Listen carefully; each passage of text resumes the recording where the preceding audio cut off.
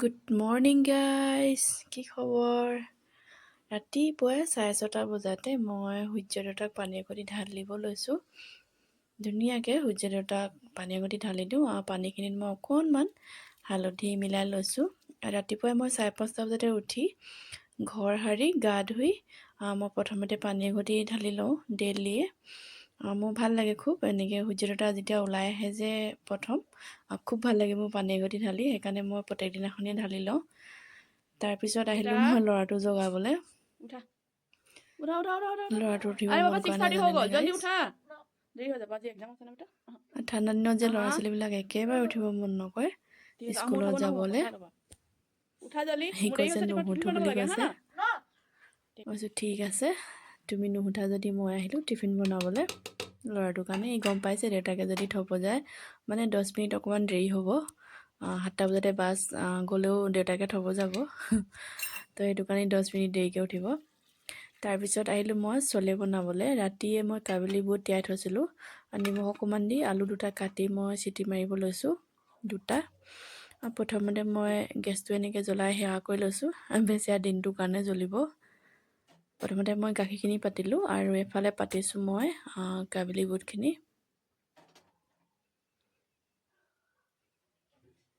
কাবেলি বুটখিনি city মৰাই ল'লোঁ 4টামান। তাৰপিছত এফালে ভাজিবলৈ লৈছোঁ, তাৰ কাৰণে জিৰা লৈছোঁ কেইটামান আৰু ধুনীয়াকৈ তেজপাত কেইখনমান দি দিছোঁ। আৰু একেলগতে পিঁয়াজ নহৰু আদা এইখিনি মই খুন্দি লৈছিলোঁ। এইখিনি মই এতিয়া ৰঙচুৱাকৈ ভাজিম। ৰাতিপুৱা সময়খিনি যে গাইজ কিমান খৰধৰ কৰিব লাগে, যিমানেই সোনকালে উঠে তাৰপিছতো অকণমান খৰধৰ কৰিব লাগে। আৰু এতিয়া মই অকণমান হালধি দি দিছোঁ।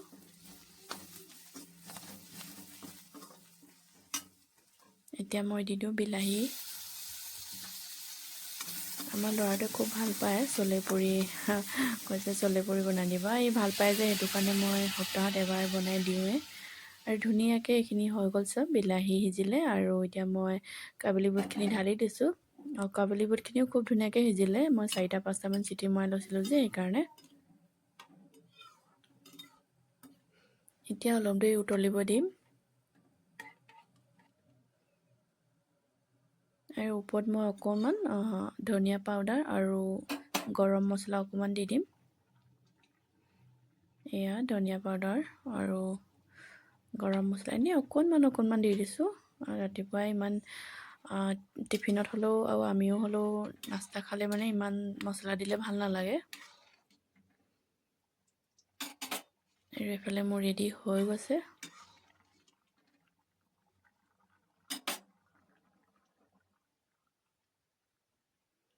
তাৰপিছত টিফিনটো বান্ধিবলৈ আহিলোঁ মই।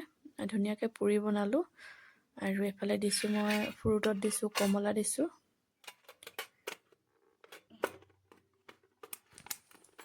ধুনীয়াকৈ টিফিনটো বান্ধি দি পঠাওঁ। আৰু ল'ৰা ছোৱালীক এনেকৈ অকণমান বেছিকৈ দিলে যে খাই খুব ভাল পায়। বেছিকৈ মানে অকল ৰুটি আৰু চব্জি ইমান খাব নিবিচাৰে। আমাৰ ল'ৰাটোৱে যে ডেইলি এখন ৰুটি ঘূৰাই লৈ আহে। এতিয়া দুটা টিফিনটো ৰেডি হৈ গ'ল, গ'লে নেকি মই এতিয়া দিবলৈ আহিছোঁ। দুটা বেগ ল'লা, তোমাৰ টিফিন ৰেডি। আৰু এইফালে চাওকচোন আমাৰ পৰচি কাপোৰ চাপোৰ ধুই মেলি ৰেডিয়ে। এইফালে চোৱা তেওঁলোকে বেটা। ৰাতিপুৱাই কাপোৰ ধোৱা কামখিনি আগতে কৰি লয়। আমাৰ আকৌ গা ধোৱা কামটো হৈ যায় ৰাতিপুৱাই তেওঁলোকে কাপোৰ ধুৱে। আৰু এইফালে মোৰ ল'ৰাটো ৰেডি বাই বাই দিছে যাবলৈ। তেল একদম ঠাণ্ডা হৈ গ'ল নেকি? বেচেৰাটো আজি পৰীক্ষা আছে।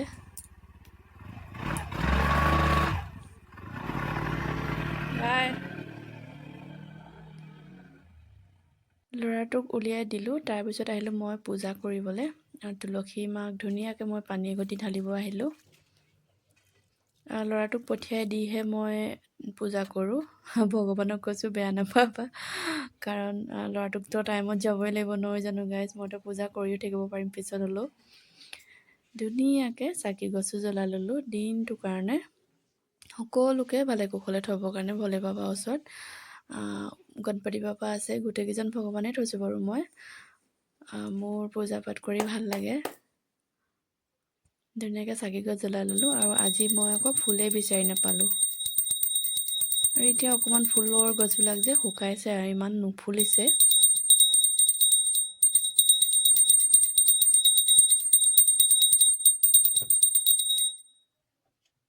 ধুনীয়াকৈ পূজা এভাগ কৰি ল'লোঁ, কৰি তাৰপিছত মানুহজনক দিলোঁ, ডিউটিলৈ উলিয়াই মানুহজনক উলিয়াই দি মই আহিলোঁ দুপৰীয়া খানা বনাবলৈ। হেল্ল' গাইজ, কি খবৰ? আশা কৰোঁ সকলোৱে ভালে আছে। মই আজি আকৌ আহিছোঁ আপোনালোকৰ ওচৰত এটা খুব ধুনীয়া মাটিমাহৰ লগত উৰহি দি খাৰ দিয়া ৰেচিপি লৈ আহিছোঁ।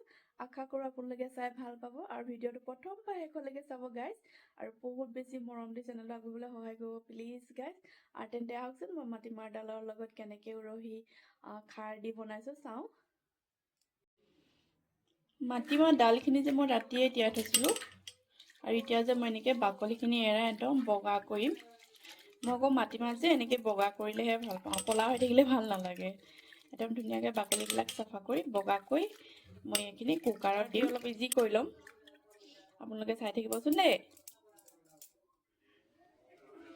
মাটিমাহখিনি চাফাকৈ ধুই বাকলিখিনি গুচাই ল'লোঁ, আৰু ইমান ভালকৈ বাকলি গুচা নাই জানেনে, তথাপিও যিখিনি এৰিলে আৰু এইখিনিকে মই এতিয়া কুকাৰত ভৰাই ল'ম। নিমখ দি দিছোঁ, নিমখ আৰু পানী, আৰু এতিয়া লগাই ল'ম চিটি।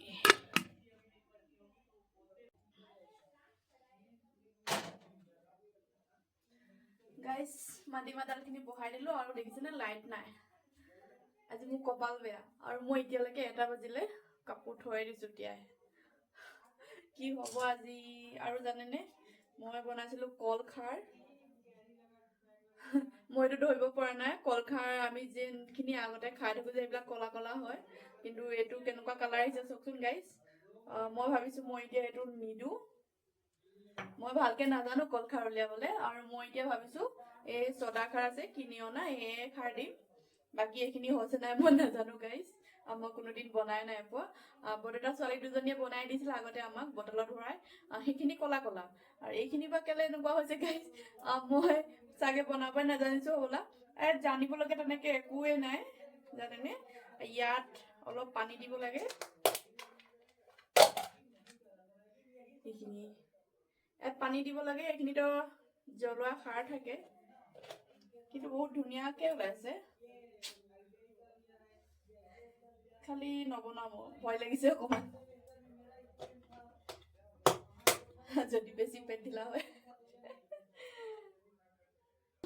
লাইট আহিলে প্ৰথমতে মই চুইচটোহে দি লওঁ দেই।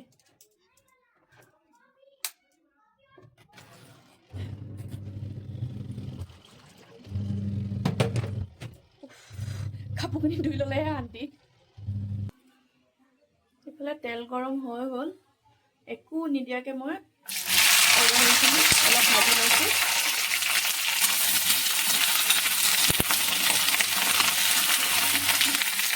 অলপ উৰহি গোন্ধটো যাব, তেতিয়া অলপ ভাজিলে অকণমান ভাজিম, বহুত বেছি নহয়।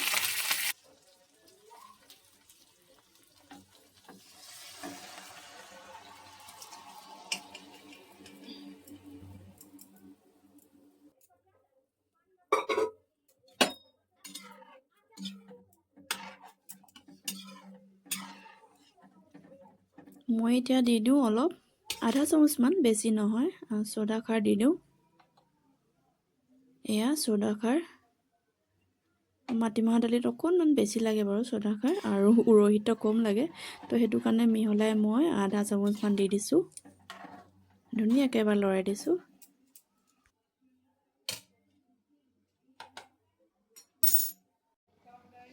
খুব ধুনীয়াকৈ উতলি আছে মাটিমাহ আৰু উৰহি, খুব ধুনীয়াকৈ সিজিলে। ইয়াৰ ওপৰত যে মই এতিয়া অকণমান আদা নহৰু দি দিওঁ, আৰু আদাটো বহুত বেছি হ'লেও ভাল লাগে খাই। আদাটো বেছিকৈ দিব আপোনালোকে যদি পাৰে, মই বাৰু কমকৈ দিছোঁ, মোৰ ওচৰত অকণমানেই আদা আছিলে। আৰু এইখিনি অকণমান উতলিলেই হ'ব। মোৰ খাৰ হালধি নিদিলেহে ভাল লাগে, বহুত বেছি সোৱাদ হয় খাবলৈ। আৰু অকণমান উতলিলে মই গেছ বন্ধ কৰি দিম গাইজ। মোৰ মাটিমাহৰ দালিৰ লগত উৰহি খাৰ দিয়া ৰেডি। চাওকচোন কিমান ধুনীয়া, একদম পুৰা গাঢ়া বনি গ'ল।